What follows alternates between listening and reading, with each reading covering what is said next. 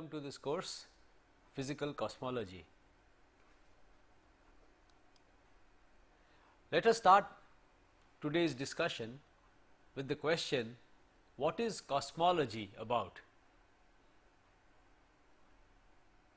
Cosmology is a study of the universe as a whole. Now, when I say universe here, universe is with a capital U, as you can see over there in the first line. Universe is with the capital U, and a study of the universe as a whole is what is referred to as cosmology. Now, what do we mean by the universe? The word universe refers to all that exists. So, whenever we use the word universe with a capital U, it refers to everything, the sum total of everything that exists. Now, this is a subtle point. At any given point of time, we do not have a clear picture, we do not have a picture of everything that really exists. Such a picture does not exist. Our notion of what really exists is a function of time and also of place. If you look at the history of mankind, the notion of everything that really exists has undergone drastic changes over the centuries. And this notion, our perception of everything that exists, that which we refer to as the universe, it also differs from place to place. So, we have to accept that the things that we believe exist at present, the things that we believe, our current beliefs, that these are the things that exist and this is what makes our universe, it is liable to change, likely to change in the future, and people will realize that the ideas that we have now are not correct, they are not the complete ideas. So, it is a fact that at any given point in time, at any place, we really do not have a clear picture of everything that exists, and still we want to talk about the universe, and cosmology is the study of all that exists, of all of this. So, usually what we end up doing is we end up discussing a model for all that exists, and when we refer to a model for all that exists, we shall be using universe with a small u. So, we shall be using universe with a small u when we refer to a model for all that exists.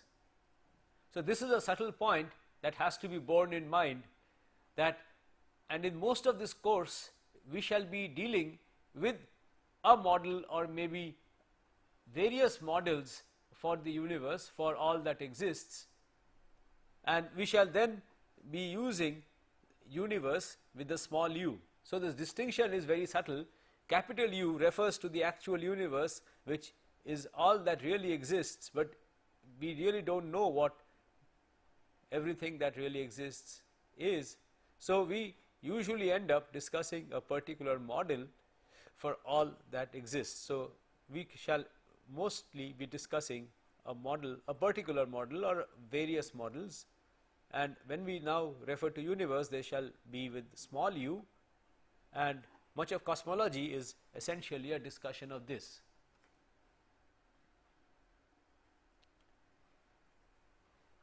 Another interesting point that should be borne in mind is that the perception of the universe, the perception of all that exists, also differs from person to person, from the field of study, from one field of study to another.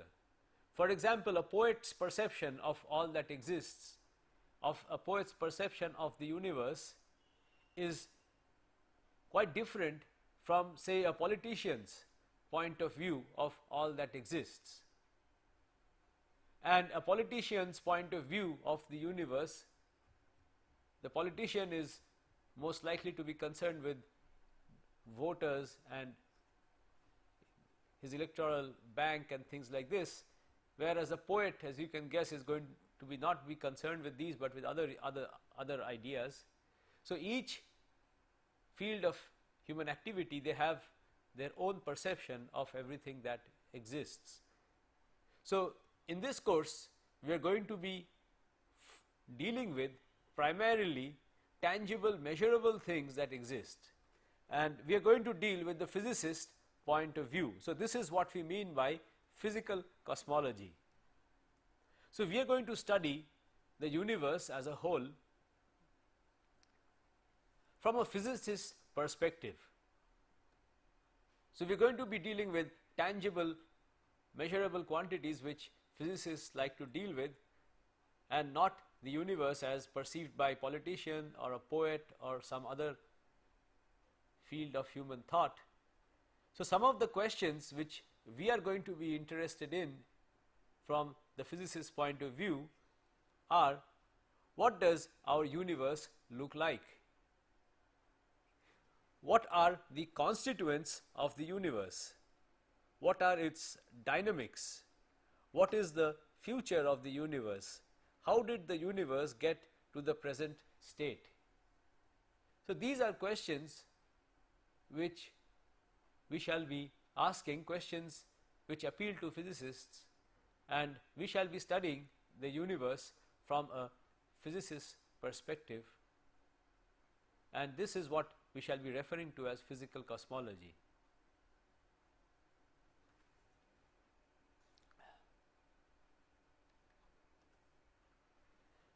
Now, there is a basic assumption that we shall make in this course and in physical cosmology. The basic assumption is as follows: it is assumed that the laws of physics which we learn in other physics courses, which have been tested on Earth and in the local universe, we know, we have, I am sure by now, some idea of the laws of physics which have been tested on Earth, which have been invoked to explain phenomena that we see on Earth and in the local universe, phenomena like our planetary motion, solid state, quantum mechanics to explain atomic spectra, and a large variety of other phenomena. Then we have the four fundamental interactions. We have the strong nuclear interaction, the weak nuclear interaction, the electromagnetic interaction, and the gravitational interaction. So all of these have been tested and they have been invoked to explain phenomena seen on Earth and in the local universe. For example, gravity can explain the motion of the planets, and it has been tested in the solar system. So we are going to assume that these laws of physics, which are believed to hold, these laws of physics can be applied to distant parts of the universe where these laws have not been tested. And we are also going to assume that these laws of physics can also be applied to explain the dynamics, to study the dynamics of the universe as a whole.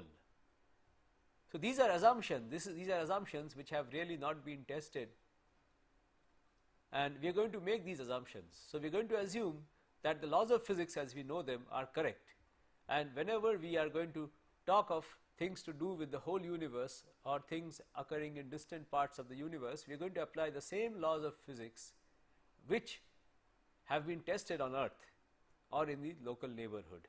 They really have not been tested on those distant parts of the universe or to the universe as a whole, but we are going to assume that these laws are valid. So with this background, let us go ahead. So we want to understand what the universe looks like. To get an idea of what the universe looks like, let us start from the planet Earth. So we live on the planet Earth. This is a picture of the planet Earth as seen from outside, from a satellite orbiting the Earth. So this is a picture of the planet Earth as it appears to somebody outside the Earth. The Earth has a mass 5.976 into 10 to the power 24 kgs. Just bear this order of magnitude, the order of magnitude of the Earth's mass in mind. It is roughly 6 times 10 to the power 24 kilos, and it has a radius. This is the equatorial radius. The equatorial radius is 6,578 kilometers. I have just given you two numbers which give you rough idea of the dimension. So, this is one of them is the mass, which is roughly 6 into 10 to the power 24 kg. Let me just write it here.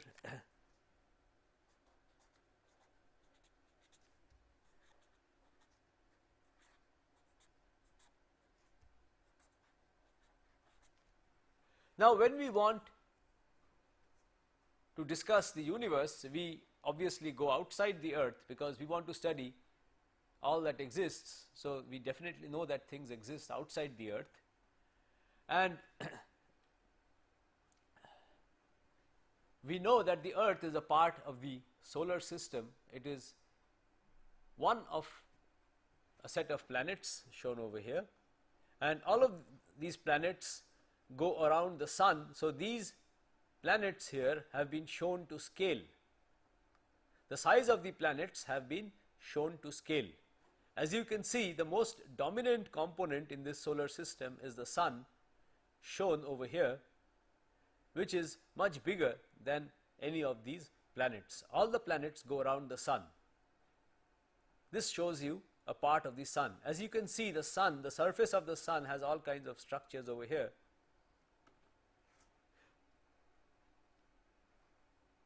So, let us just spend a little while discussing the most dominant component of the solar system, the sun. This shows you a picture of the sun. The sun is a star. It is essentially a ball of hydrogen, mainly hydrogen. There is helium and there are other elements also, mainly hydrogen, and there is thermonuclear fusion going on at the center of the sun, which produces energy, and that energy comes out of the sun, and that same energy is incident on the Earth and all the other planets in the solar system. The energy incident on the Earth is what maintains, is the only energy source coming on the Earth, and it is what maintains life on Earth, very important. Now, the sun is a typical star. We shall discuss stars in somewhat more detail later on. The sun is a typical star, the closest star, the nearest star to us, the star nearest to us. Now, what are the questions one could ask? The first question one could ask is, how much light does the sun produce? How much light does the sun produce? And this is what is referred to as the luminosity of the sun. The luminosity is measured in watts. So, the luminosity of a bulb, it could be 100 watts, something we are familiar with, 100-watt bulb. So, it produces 100 joules every second. So, similarly, you could ask, how much light does the sun produce? So, the sun produces an enormous quantity of light every second. It produces 10 to the power 26, 3.99 into 3.9 into 10 to the power 26 watts, right. So, 10 to the power 26 joules per second, that is the luminosity of the sun. And the source of this radiation is the thermonuclear fusion going on at the center. Now, what is the mass of the sun? The mass of the sun is 1.99 into 10 to the power 30 kg. So, let me get this. This symbol, this is denoted using the symbol m sun. This is a very important quantity, the mass of the sun, and this is a typical mass of a star, this is typically the mass of a star. So, whenever we refer to the mass of a star, you should bear in mind that it is a number of the order of 1.99 into 10 to the power 30 kg. This is the solar mass, and in cosmology and in astronomy we refer to the mass of other objects in terms of the solar mass. So, this is a number which is very important and which you should bear in mind. So, when we talk of the mass of some distant galaxy, it will be in terms of this unit of solar masses. Okay. So, this you should bear in mind. Another point which I would like you to note is the question, how many times more massive than the earth is the sun? So, the question is, how many times more massive compared to the earth is the sun? What is the ratio of the mass of the sun to the mass of the earth? How many times more massive?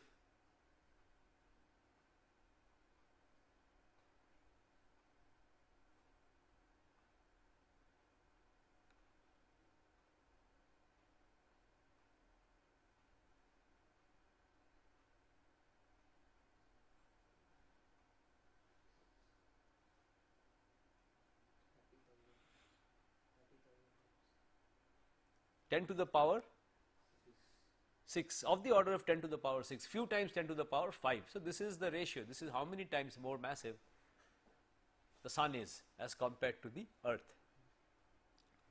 The next thing that we are interested in is the before we go to the next thing. So, there are two numbers which you should bear in mind, the solar luminosity again, and the solar luminosity is 3.9 into 10 to the power 26 watts. So, whenever we talk of the luminosity of different objects in cosmology or in astronomy, we refer to it in terms of this unit, solar luminosity. So, the sun, anything that refers to the sun is denoted by this subscript, a circle with a dot inside. Okay. So, the solar mass and the solar luminosity, these are very important numbers, because we are going to refer to the masses and luminosities of other objects in these units. Okay. Now, having told you this, let us go on to the next important thing, which is the radius of the sun. So, what is the radius of the sun? The radius of the sun, as you can see, is 6.96 into 10 to the power 8 meters. So, let me ask you, how long will light take to travel from the center of the sun to the surface if it were to travel freely? Roughly? No, from the center of the sun to the surface of the sun. What is the speed of light? The speed of light is 3 into 10 to the power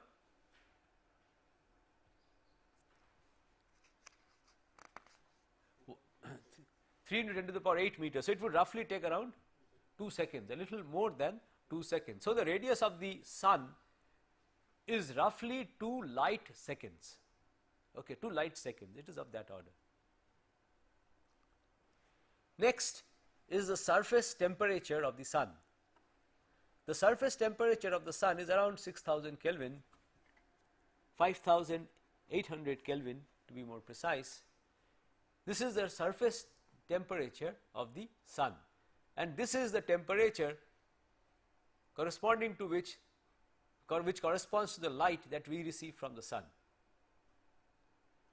This is roughly a black body radiation, not exactly, but roughly a black body radiation, and it peaks in the visible part of the spectrum. The next question is, what is the distance between the earth and the sun? This again is a very important number. This distance 1.5 into 10 to the power 1.50 into 10 to the power 11 meters. This is what is called an astronomical unit, AU. This is the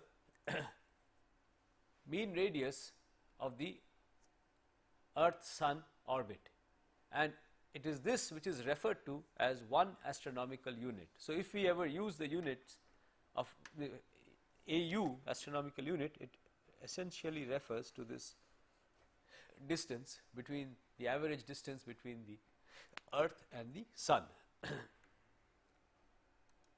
So, having discussed some important figures referring to the Sun, now let us move on to the planets which revolve around the Sun, of which our Earth is a part. Now, these planets have roughly been classified into two. So, we have these terrestrial planets. The terrestrial planets are the planets which have a rocky core. So, they start with Mercury, then we have Venus, Earth and Mars. These are the four terrestrial planets. Earth is has an orbit of 1 at 1 astronomical unit. As you can see, Mars, the orbit of Mars is roughly 1.5 times that, and these are the four terrestrial planets which have solid cores. And then we have the Jovian planets. These are planets which are largely gaseous. Jovian refers to Jupiter, Jupiter-like. So, we have Jupiter, Saturn, Uranus and Neptune. Pluto, as you might be aware, is no longer considered a planet. So, we have 8 major planets now, the 4 Jovian planets and the 4 terrestrial planets. And all these planets revolve in nearly circular orbits around the Sun. This constitutes our solar system. But obviously, this is not all that exists. This is only a part, a small part of all that exists. So, if you want to study cosmology, the whole universe as a whole, we have to go outside, beyond the solar system. So, if you go beyond the solar system, what do you see when you go beyond the solar system? A look at in the daytime you cannot see anything except for the sun. Sometimes you do see the moon, but beyond that you cannot see anything in the sky, unless occasionally when there are very bright comets. Other than that you cannot see much. So, you have to do it in dark, when it is dark at night. So, if you look at the night sky, what do you see? And what you see in the night sky are stars. So, beyond the solar system we have stars. These are objects just like our sun, but they appear much fainter because they are further away. So, the night sky is filled with stars, and one could speculate that outside our solar system we have stars. We see stars in the night sky. So, outside the solar system we have stars. These are objects just like our sun, but they are further away, and we could speculate that our whole universe is made up of stars.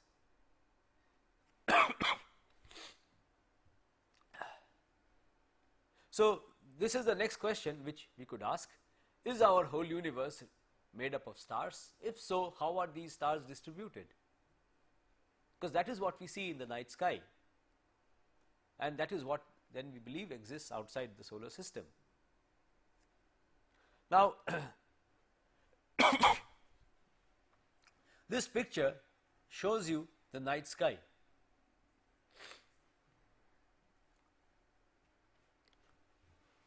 The point to note here is that the stars in the night sky are not uniformly distributed.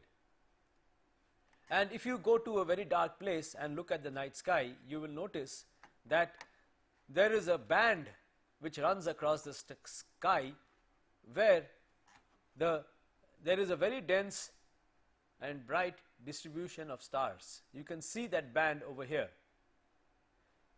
The density of stars falls off as you go away from this band on the sky. Okay, so there is a band which runs across the sky. This band appears like milk spread across the sky. It is so densely filled with stars. The stars are so dense here across this band that it appears like milk, very white, very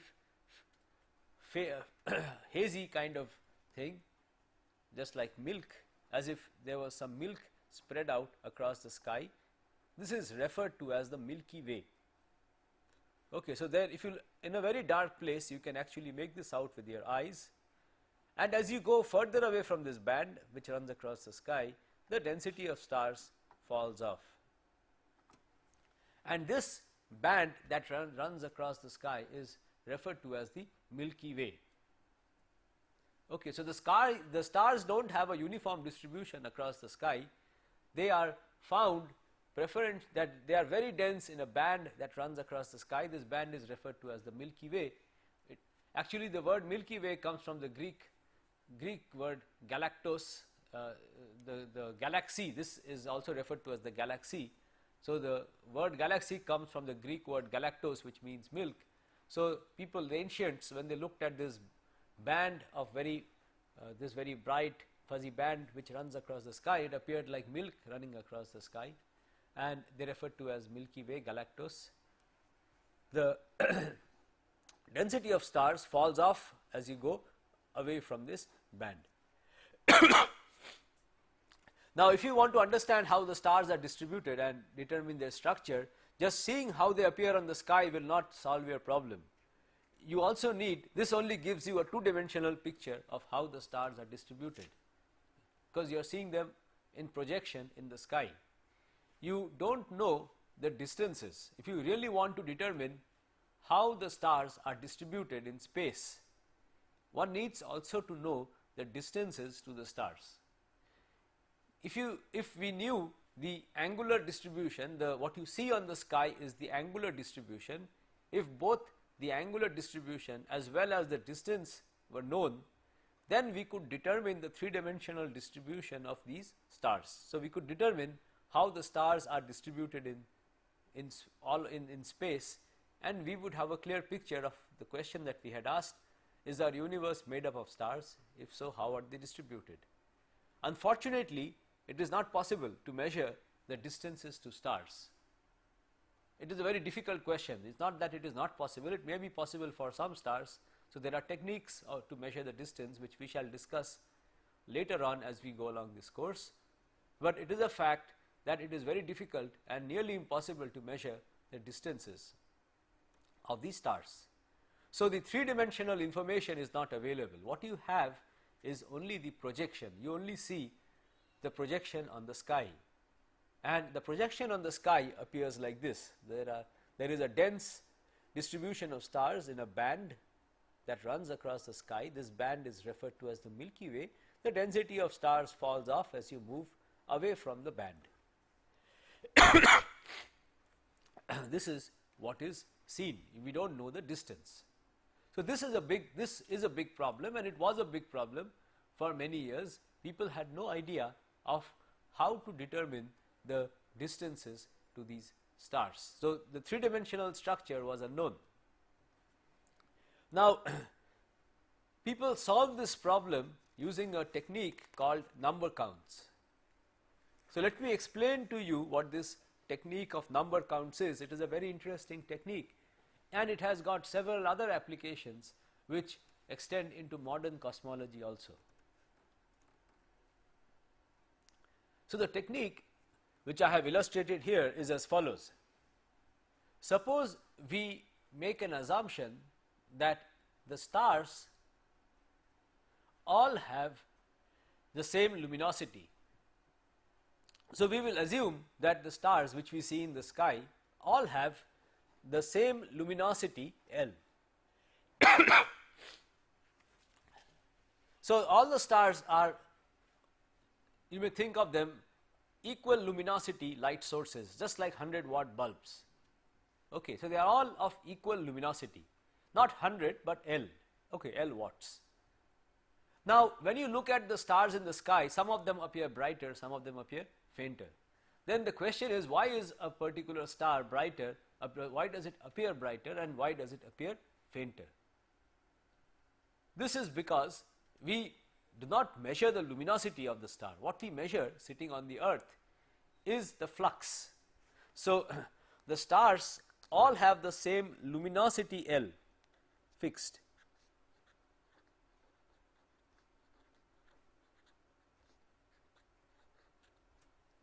they all emit the same amount of energy per unit second. But what we measure is the flux. What do we mean by flux? By flux we mean the amount of energy coming per unit area per unit time, and the flux. So what do we mean by flux? This is the flux. What we measure is that we put a detector. So let us say the detector is 1 meter by 1 meter, and we measure the light coming from this distant star. We measure the amount of energy crossing this detector per unit second, right. So that is the energy per second per area. That is what we receive, what we can measure sitting on the earth, and that is what is called flux. So the flux is related to the luminosity, as the flux is equal to the luminosity divided by 4 pi r square. I am sure this is familiar to all of us. So if the star is at a distance r from us, the energy that comes out from here will get distributed over a sphere whose area is, surface area is 4 pi r square. So the flux is the luminosity divided by 4 pi r square. That is the energy that arrives per unit area over here in a given time. So we measure the flux, and the further away a star is, its flux is going to be lower. So the stars that we see to be fainter are actually just further away. That is what we are assuming. We are assuming that all the stars are intrinsically equally luminous. The ones that we see to be faint are essentially further away than the ones that appear to be bright. The sun appears to be the brightest, and it is the nearest star, okay. So what we measure is the flux. Now we are assuming that the whole universe is filled with stars, right. So this whole universe is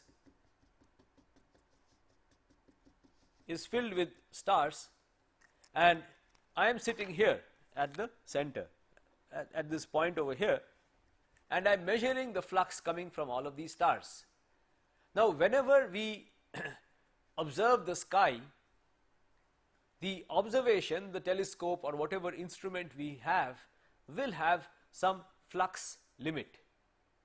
So in any observation I shall be able to measure flux above a certain value f. So I shall be able to detect in any observation there is always a limit, and I will not be able to detect objects, stars which are fainter than that. So let us suppose that I am doing an observation, I am observing the sky with a flux limit f. What do we mean by this? What we mean is that I shall be able to measure only stars whose flux is greater than f. Stars whose flux is less than f will be undetected. So let me now ask the question, how many stars are there going to be with flux greater than f? Now the flux f is going to correspond to a distance r. So once I fix the value of f, the luminosity of all the stars is fixed. So that is going to determine a distance r. R is equal to L by 4 pi f to the power of half. And any star which is at a distance less than this, its flux is going to be more than f. I will be able to measure it, observe it. Any star which is further away than this will have a flux less than f. I will not be able to see it. So I am going to be able, if I fix the flux limit f, this will determine a radius r corresponding to this flux limit, and the radius r is given by this formula over here, L by 4 pi f, the whole thing to the power of half. I will be able to detect only the stars inside this radius, and the stars outside this radius are going to be undetected. So this is going to be the volume of this sphere 4/3 pi into r cube, the volume of this sphere, which is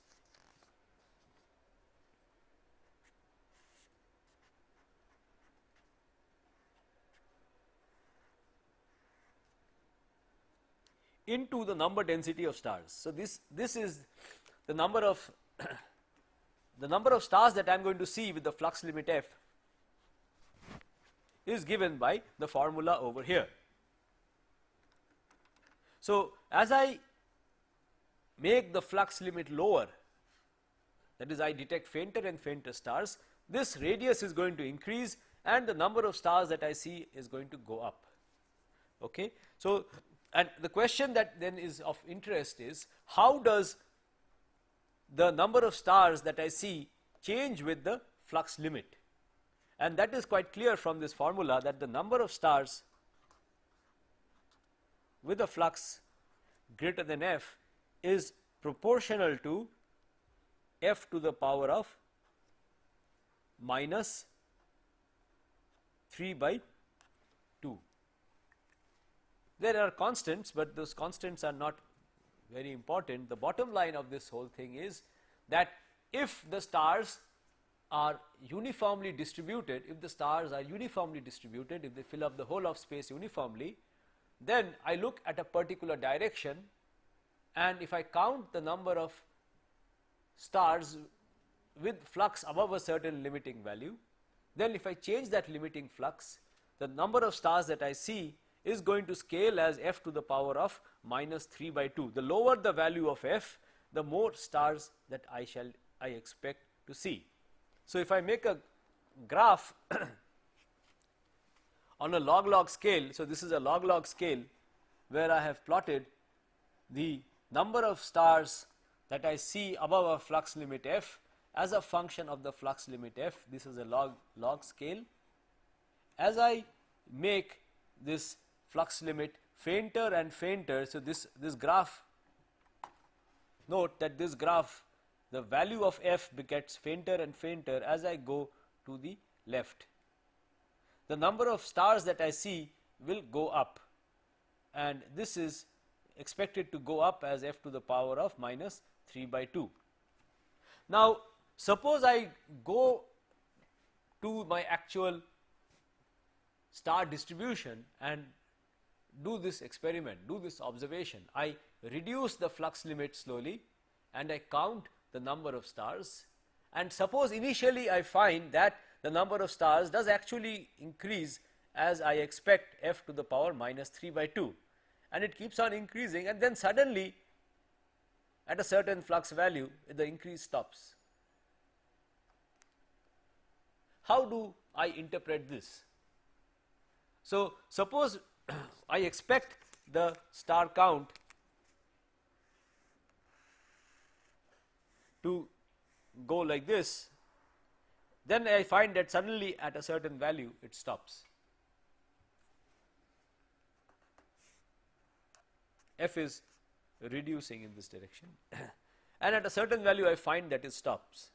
So, the question is, how do I interpret this? Suppose I do this in a particular direction and I find that in that direction, even if I look fainter and fainter and fainter, the number of stars does not go up. The question then arises, how would I interpret this? Now, the interpretation is quite obvious. As I lower the flux limit in a particular direction, I am looking in this direction.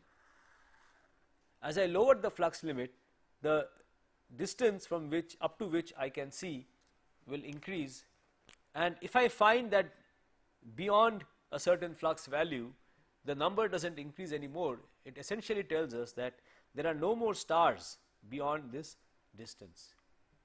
Okay. So, from the break in this number count, I can determine the extent to which the stars are distributed. If I find a break in this number count as a function of the flux, from this I can determine a distance to which the stars, up to which the stars extend, and beyond which there are no stars. So, people use this technique in the 19th century people use this technique to determine how these stars are actually distributed in space. And using this technique of number count, so what you do is you just lower the flux and see if the number increases. Finally, at some point, some flux value, if you find that the number no longer increases anymore, that tells you the distance to which the stars extend and beyond which there are no stars. Now, the argument which I give you assumes that all the stars have exactly the same luminosity. This assumption is not very crucial. You can generalize it to a situation where there is also a spread in luminosity, but you recover exactly the same thing, that the number count changes as f to the power minus 3 by 2. This f to the power minus 3 by 2 is the crucial point. Okay. So, this holds even if there is a spread in luminosities. So, people use this technique, and using this technique it was known in the late 19th century, by the early 20th century it was known that we live in a collection of stars which has a finite extent. It was known that the stars don't fill up the whole universe. We live in a finite sized collection of stars. This finite sized collection of stars, which is referred to as the galaxy, the Milky Way, is, if you look at it from top, the idea which people had at that time was that it looks like this from the number counts. It is a disk. We are located at the center of this disk, and this picture, the picture over here, shows you the sectional view. So, if you look at it from the side, it looks like this, So, this is the picture which people obtained from the number counts. So, people did number counts in different directions, and it was found that the stars extend to a small distance in this direction, they extend to a larger distance in this direction and in this direction. So, doing number counts, people could estimate the extent of the distribution of stars, and it was found that we are embedded in a disk made up of stars. The diameter of this disk is roughly 30,000 light years, and we are located at the center of this disk. So, this was the picture of the galaxy that people had in the late 19th century, early 20th century. And at that time, people could also see in the sky objects which were nebulous, not stars, but nebulous objects which looked like as if there were other galaxies, other collection of stars just like ours outside our own. Okay. So, people had this picture of the island universe, that we live in an isolated island, and there may be other islands of stars, collection of stars located outside, which you could see on the sky. Now, there was a problem with this picture which arose at that time. Let me explain to you this problem also. In addition to stars, if you look at the distribution of stars in the sky, in addition to isolated stars, there are also clusters of stars. So, these are collection of stars. Some stars, instead of being isolated, appear in clusters, and the clusters are of two kinds. There are open clusters and globular clusters. We are interested in the globular clusters. A globular cluster is a very dense collection of stars. It has of the order of 1 million stars, very dense, more or less spherically distributed, and it is very dense towards the center, and then the density falls off as you go outside. Okay, and there are several such globular clusters which can be seen from Earth. Okay. So, there are open clusters also, which this is a globular cluster. It has a globular shape. There are open clusters also, but we are not really interested in that. So, you can see these globular clusters from the Earth. So, by the early 20th century, people had also ideas of the number of stars in these globular clusters, etc., and people could measure the distances to these globular clusters. I shall come to the technique used to measure the distances later on, but people had a method to determine the distances to these globular clusters. So, remember, globular clusters are collection of stars, they are gravitationally bound. So, this globular cluster is a gravitationally bound collection of stars. So, it is a stable object, it is a gravitationally bound collection of stars with roughly 1,000,000 stars in it, and people could determine the distances to these globular clusters. How people determine distances we shall take up in a separate lecture. Now, if one made a plot of the distribution of the globular clusters with respect to the distribution of the stars in our galaxy, the whole plot looked like this. Now, one may ask, what is the problem with this? The problem with this is as follows. We have reason to believe that these globular clusters form part of our galaxy. They are some kind of satellite of our own galaxy. Now, if these globular clusters are part of our galaxy, then it would be very strange that the galaxy itself looks like this at one side over here, and the globular clusters fill up this whole region over here. So, this picture that the globular clusters are some kind of satellite of our galaxy would be very hard to understand if the galaxy were just this little bit over here, and because the globular clusters extend over this entire big region over here. So, there was a big debate.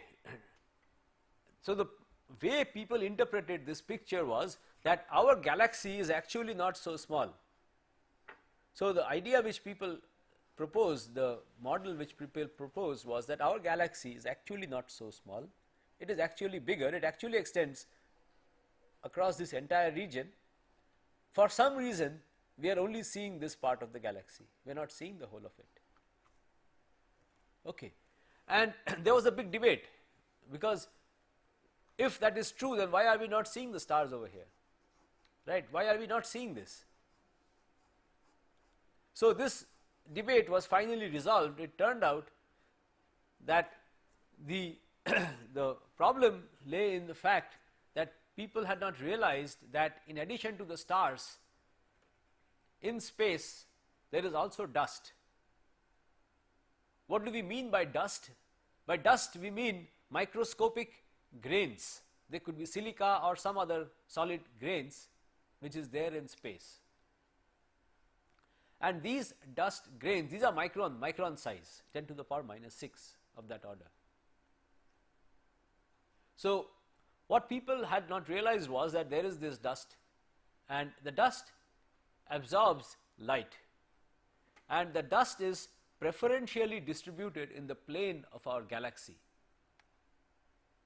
The picture which I had shown you right at the start, the same picture is again shown over here, now in color. In this picture, I show you the distribution of stars in that bright patch band that runs across the sky, the Milky Way. Now, if you look at this, notice that right through the center of this Milky Way, there is a black line, there is a black thing over here that runs parallel to the Milky Way. Now, you can see it here also, there are these black things which run across along parallel to the Milky Way. Now, would it not be surprising, is it not surprising that right in the middle of this very dense distribution of stars, there is this region where you do not see any stars at all. It was realized later on that the reason why you do not see stars over here, why it appears black, is essentially because there are these dust particles distributed in the plane of our galaxy which obscures the light from the stars in this region. It is not that there are no stars over here. There actually are stars over here, but there is also dust in the plane of the galaxy. There is large amounts of dust, and it is this dust that prevents us from seeing the stars over here. Okay. You may ask, how do we know that there is dust? Because after all, you cannot see it, it absorbs out everything. Okay. Now, as I have told you that this dust has micron size. Now, this dust cannot absorb light which has wavelength larger than its own size. So, larger wavelength light can pass through. It preferentially absorbs small wavelength light. Okay. So, what happens is that the starlight which comes through the dust, it gets more, the light gets more absorbed, the blue light gets more absorbed than the red light, and infrared and for example radio waves just pass through. Radio waves just pass through because the wavelength is much larger than the size of the dust grain. So, dust introduces reddening because it absorbs more, it is more efficient in absorbing blue light than in absorbing red light. So, dust causes reddening, and it is through this one is aware of the presence of dust because it changes. So, the spectrum of a star is known, and if you see it from a region having dust, then the spectrum gets distorted, it gets reddened, and from there we know that there is dust. Okay, so, there is considerable evidence that there is dust, and in using other wavelengths one can actually see through the dust, and finally we now have a picture where the galaxy, the distribution of stars that we live in actually looks like this. This is the full picture of the galaxy as we believe it now. So, we are located, the sun is not located at the center of the galaxy as people would have believed earlier. It is actually located at one edge of the galaxy. We are located over here towards one edge. Earlier on we had no idea of this part of the galaxy, because to see this part we have to see through the galaxy. The galaxy, the plane of the galaxy is filled with dust. So, once you look along the plane you cannot see very far because the light from these regions would get absorbed by the dust.